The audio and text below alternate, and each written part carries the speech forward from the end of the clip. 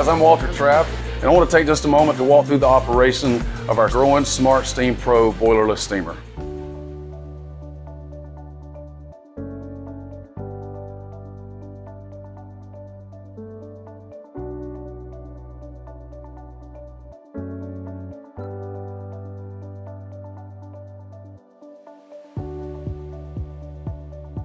Okay, once the self-diagnostics and the preheat processes have completed, and now we go straight into the manual steaming process.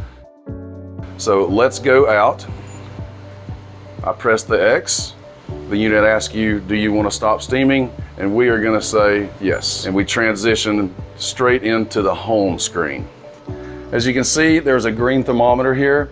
That indicates that the unit has reached its cooking temperature when it has turned green. There's also a clock. You can set it for military time or civilian time. Also, when the door is open, a door open icon appears. And that is also user selectable to turn it off or even set the time before the alarm alerts. So let's look at time cook. You can input hours and minutes. We're going to do 1 minute and press start. You have a convenient 1 minute add button. So if you're like, I should have done this for 3 minutes. Now you have 3 minutes at the touch of a button. You didn't have to go back. Press the red X, and the SmartSteam Pro is going to ask you if you'd like to stop steaming or not. And we do not want to stop steaming. Okay. We also have pan timers. This is a great feature. You can actually set the time for each product. You can name that product. And once you shut the unit down for the day, start it back up the next day, the SmartSteam Pro retains the names and the times. Okay, so now let's back up.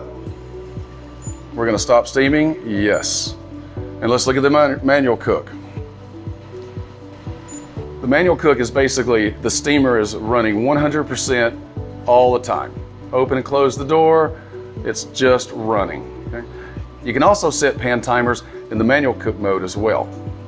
Again, we're in the manual cook mode, so it's continuous steaming. Once a pan timer reaches 30 seconds, it's going to appear on the screen. You heard the 2 beeps. At 10 seconds, the SmartSteam Pro will sound off twice. And once it reaches 0, the SmartSteam will sound an alarm. It'll turn red and flash, so you get the visual and you get the audible alert as well. So let's go check out the hold mode. Stop steaming, yes. This hold function from the home screen is literally a warm holding cabinet. Okay? You press the hold feature. The hold temperature is between 145 and 165. And the thermostat targets that temperature right in the middle. Okay. Stop holding. Yes, I would like to stop holding. Now, since we're on the hold mode, let's see what the automatic hold mode looks like. So we're going to go to the time mode again. We're going to set 1 minute, and we're going to start. All right, the timer has expired and automatically goes into hold mode. As you see, a count-up timer has started. And that count-up timer will count up to 4 hours. When the 4 hours has expired, the unit will alert you, the time will flash, it's time to remove the food. Okay. You also notice that 1 minute add button is on the hold screen here, because if you were to come over here and open the door open icon, and look and say, oh, this needs 2 more minutes. 1, 2, and you're ready to go. This 1 minute icon will only stay on the hold screen for 10 minutes. Hi, I'm Chef Steve, and let's take a look at the user menu.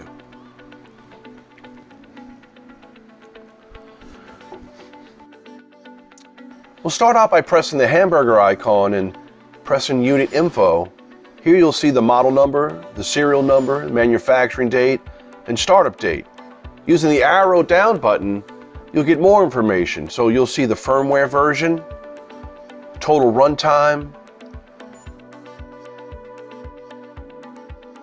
the last D-Lime date, and even how many hours of operation since D-Lime. That's 79 hours here.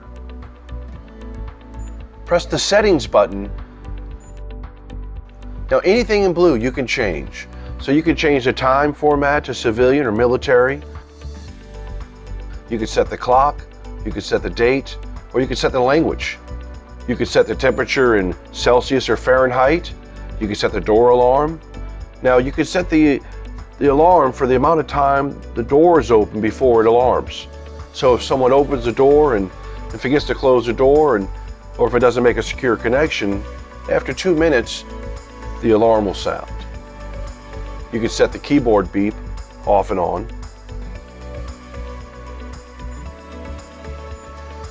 You can also change the brightness.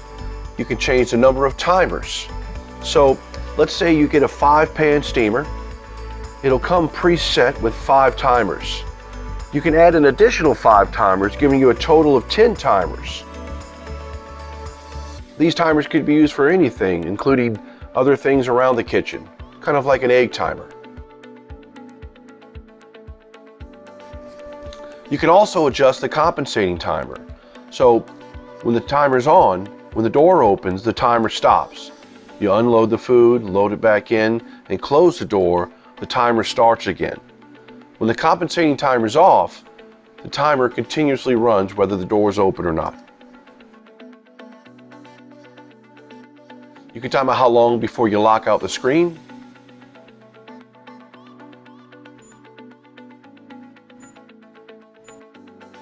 You can adjust the alarm volume, the D-line button.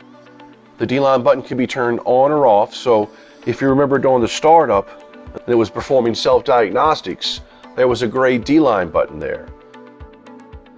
That's so if someone wants to D-line it just from the startup, they can perform it there. But if you turn the button off, that button won't appear on that diagnostic screen. You can set your own D-line schedule, and you can configure network settings. The network settings will be available at a later date on another version of firmware.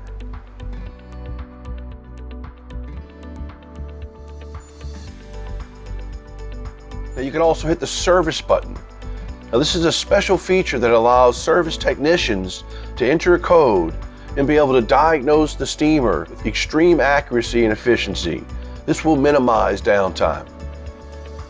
There is more in-depth technical service information available online. And if anyone were to need to contact us, whether it was a service technician, an end user, a food service director, a chef, or whatever it may be, here's our phone number and also our technical service email.